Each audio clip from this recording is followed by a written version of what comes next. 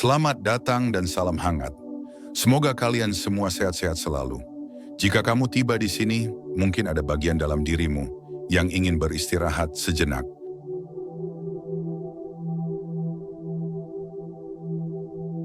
Di balik segala pencarian manusia tentang kebahagiaan, kelimpahan, dan ketenangan hidup, ada satu pertanyaan sunyi yang jarang diucapkan dengan jujur.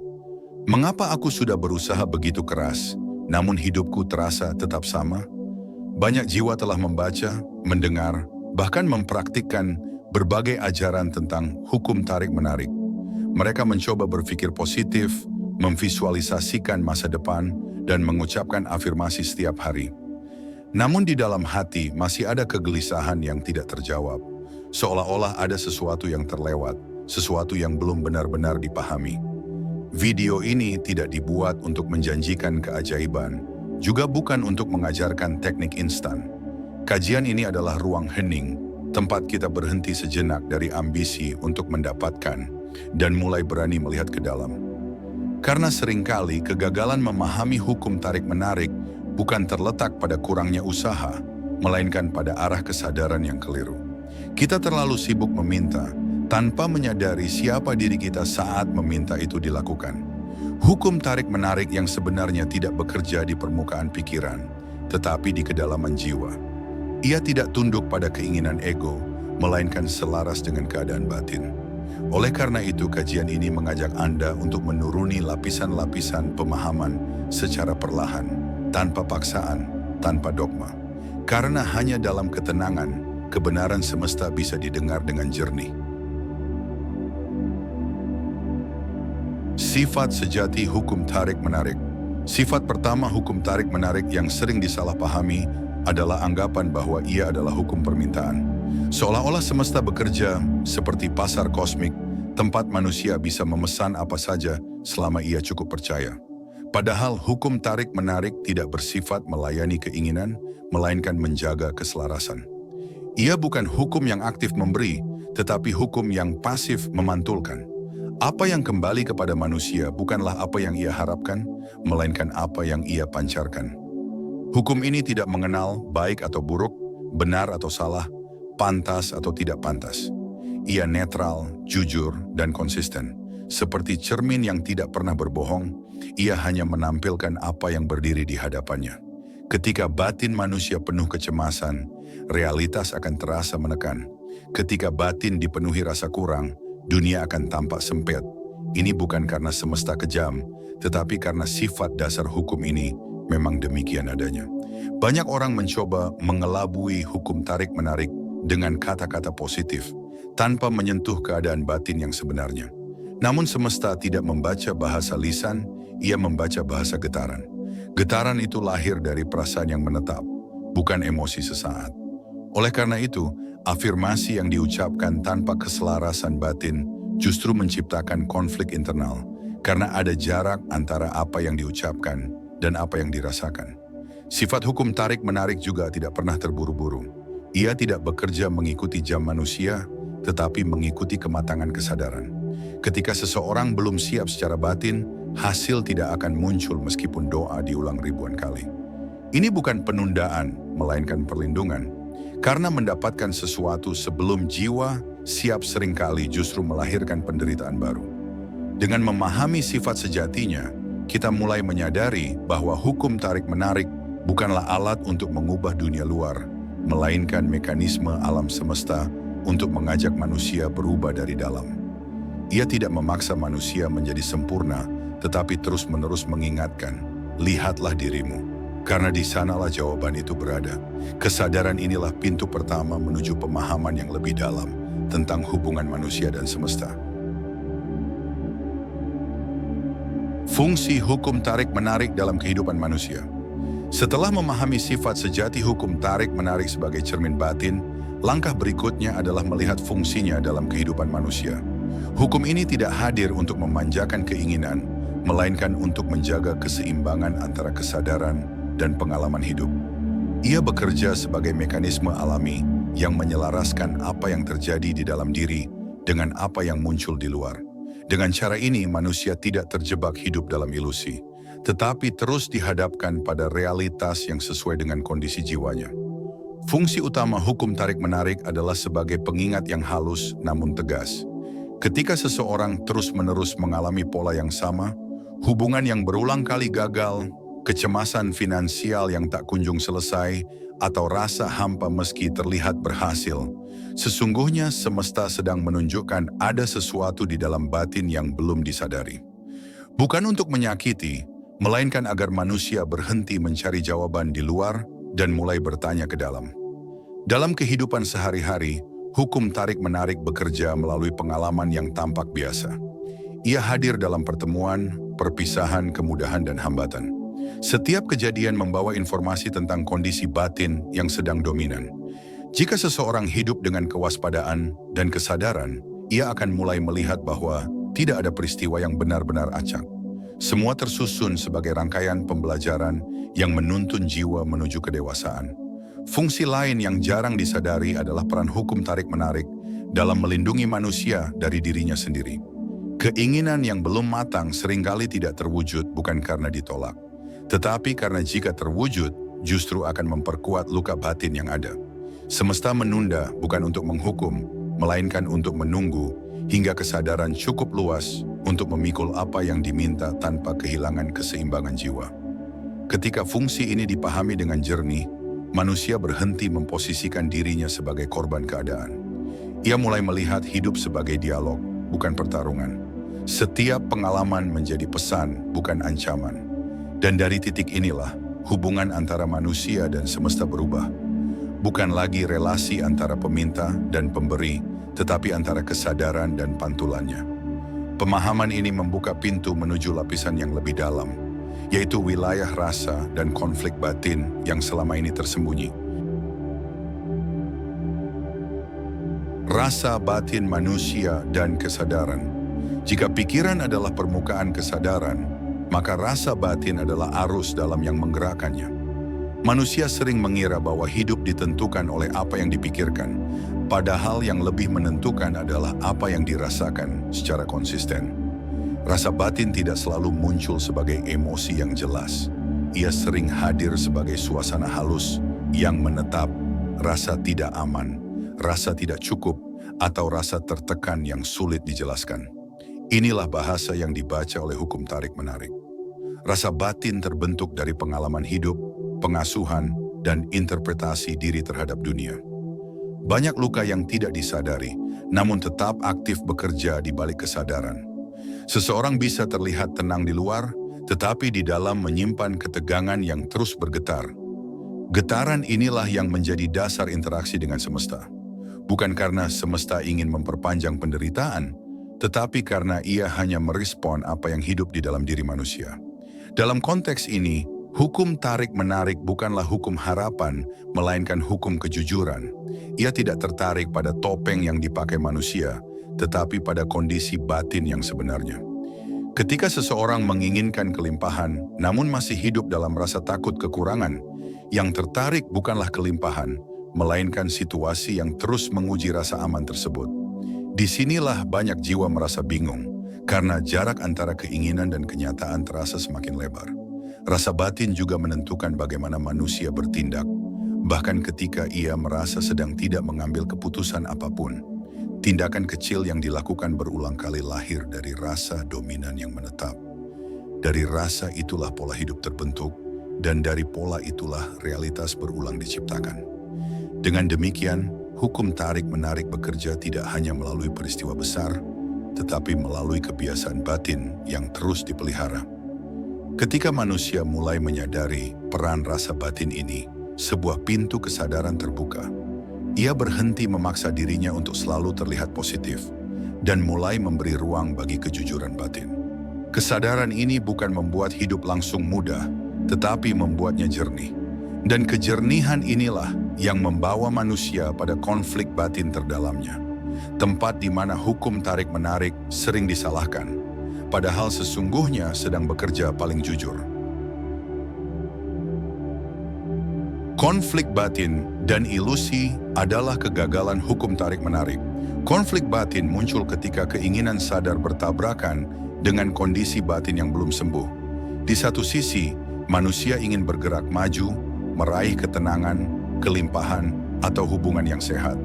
Di sisi lain, ada bagian dalam diri yang masih hidup dalam ketakutan, rasa bersalah, atau keyakinan lama yang membatasi. Ketegangan inilah yang sering disalahartikan sebagai kegagalan hukum tarik-menarik. Padahal sesungguhnya yang terjadi adalah pertarungan antara kesadaran baru dan pola lama. Banyak orang merasa telah melakukan semua yang benar, namun hasil yang diharapkan tidak kunjung datang. Di titik ini, muncul rasa kecewa, bahkan kemarahan kepada semesta. Namun hukum tarik-menarik tidak pernah menolak, ia hanya mencerminkan. Ketika batin masih terbelah, pantulan yang muncul pun menjadi tidak selaras. Semesta tidak membingungkan manusia, manusialah yang sedang terpecah di dalam dirinya sendiri. Ilusi kegagalan lahir karena manusia terbiasa menilai hasil tanpa memahami proses batin yang menyertainya. Ia melihat keterlambatan sebagai penolakan, padahal seringkali itu adalah undangan untuk menyelami diri lebih dalam. Konflik batin tidak muncul untuk menghambat perjalanan, tetapi untuk menunjukkan titik-titik kesadaran yang belum terintegrasi.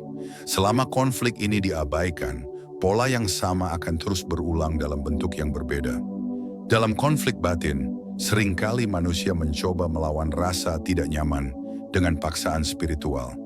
Ia memaksa dirinya untuk selalu bersyukur, selalu positif, dan selalu yakin tanpa memberi ruang bagi luka untuk berbicara.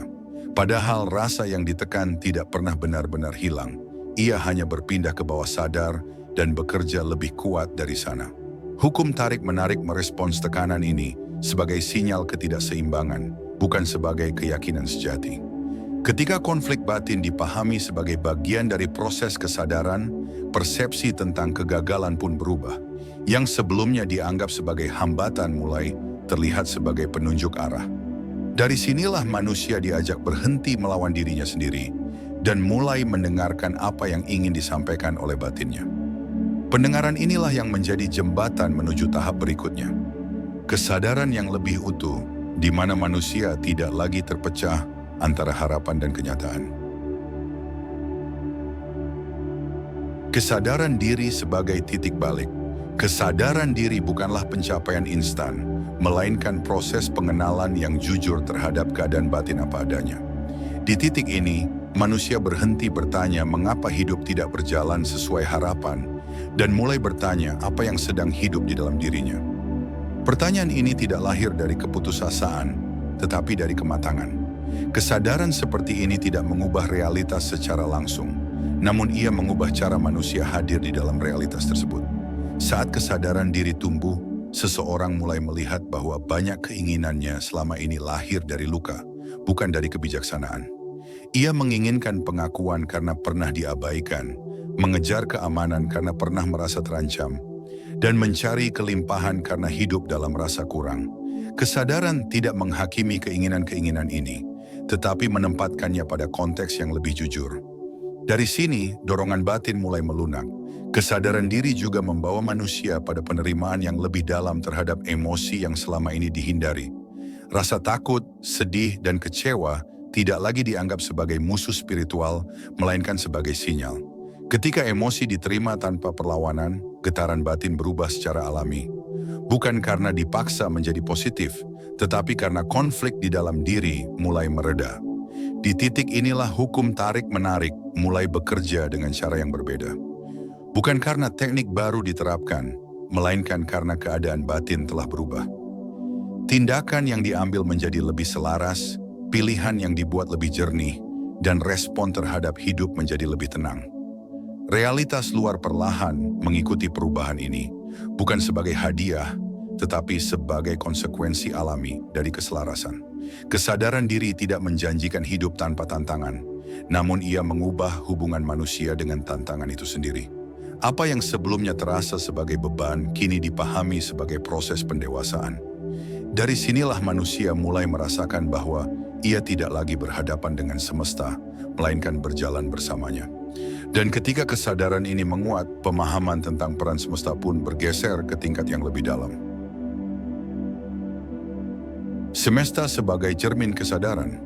Ketika kesadaran diri mulai matang, cara manusia memandang semesta pun berubah secara mendasar.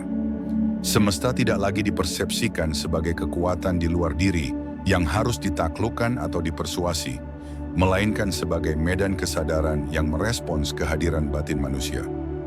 Dalam pandangan ini, hidup tidak berjalan secara acak dan peristiwa tidak berdiri sendiri. Semuanya saling terhubung melalui satu prinsip yang sederhana, namun dalam. Apa yang disadari di dalam akan terpantul di luar. Sebagai cermin, semesta tidak memilih apa yang ingin ia tampilkan.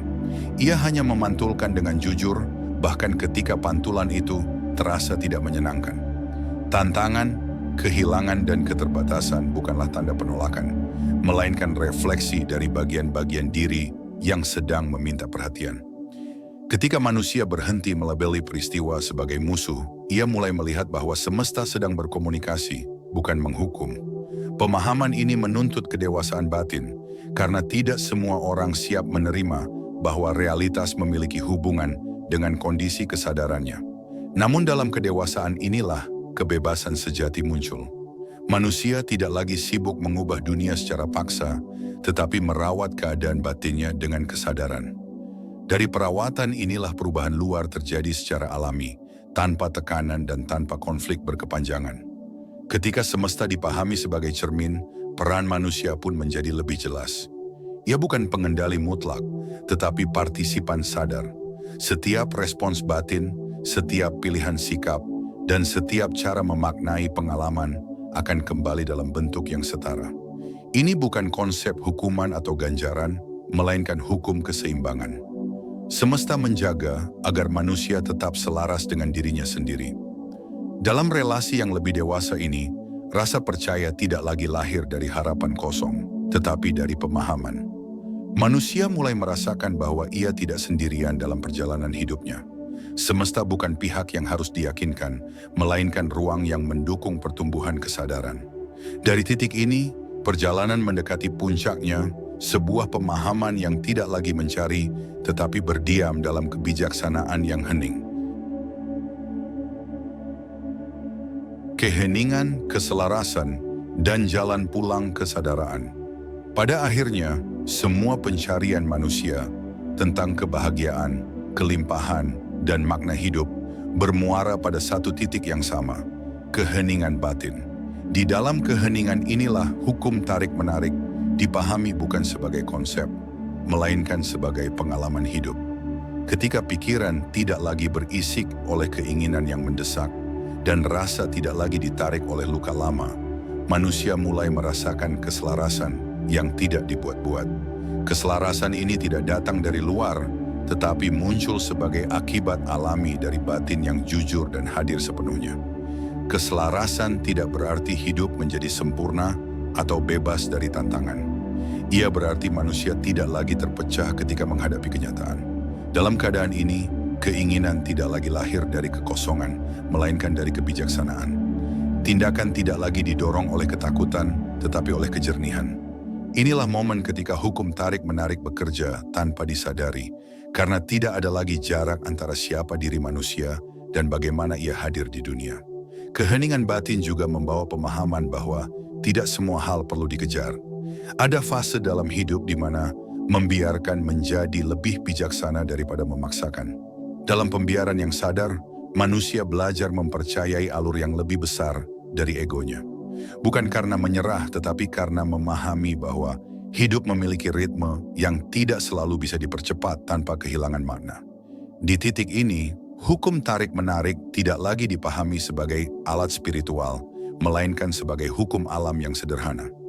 Ia bekerja setiap saat, bahkan ketika manusia tidak menyadarinya. Kesadaran hanya membuat manusia berhenti melawan hukum itu dan mulai hidup selaras dengannya. Ketika perlawanan berhenti, energi yang sebelumnya habis untuk konflik berubah menjadi ketenangan yang menopang kehidupan. Jalan pulang kesadaran bukan perjalanan menuju sesuatu yang baru, melainkan kembali pada diri yang semula utuh. Di sanalah manusia menyadari bahwa semesta tidak pernah meminta apapun darinya, selain kejujuran untuk menjadi dirinya sendiri. Dan ketika kejujuran itu hadir, hidup tidak lagi terasa sebagai beban yang harus diperjuangkan, melainkan sebagai ruang belajar yang lembut dan penuh makna. Jika dari awal hingga akhir kajian ini ada satu benang merah yang bisa dirasakan, maka itu adalah kesadaran bahwa hukum tarik-menarik tidak pernah berdiri terpisah dari diri manusia. Ia bukan konsep yang bekerja di luar sana, bukan pula rahasia yang hanya dimiliki oleh segelintir orang. Ia adalah hukum kehidupan yang bekerja diam-diam, setia dan jujur mengikuti keadaan batin setiap manusia. Ketika ini disadari, hidup tidak lagi terasa sebagai perlombaan untuk mendapatkan sesuatu, melainkan perjalanan untuk memahami diri sendiri dengan lebih utuh. Banyak manusia menghabiskan hidupnya mencoba mengubah takdir tanpa pernah benar-benar hadir dalam dirinya. Padahal perubahan yang paling dalam tidak dimulai dari dunia luar, melainkan dari keberanian untuk menatap batin apa adanya. Saat manusia berhenti berperang dengan dirinya sendiri, hukum semesta pun berhenti menghadirkan perlawanan. Bukan karena dunia berubah menjadi lunak, tetapi karena jiwa telah cukup tenang untuk berjalan seirama dengan kehidupan. Maka jika setelah video ini berakhir, hidupmu belum serta-merta berubah, itu bukanlah kegagalan. Bisa jadi kesadaranmu sedang bertumbuh perlahan, menemukan ritmenya sendiri. Dan di sanalah hukum tarik-menarik bekerja paling halus, bukan dengan kejutan besar, tetapi dengan ketenangan yang semakin dalam. Karena pada akhirnya, ketika manusia selaras dengan dirinya, semesta tidak perlu diyakinkan, ia akan merespons dengan sendirinya.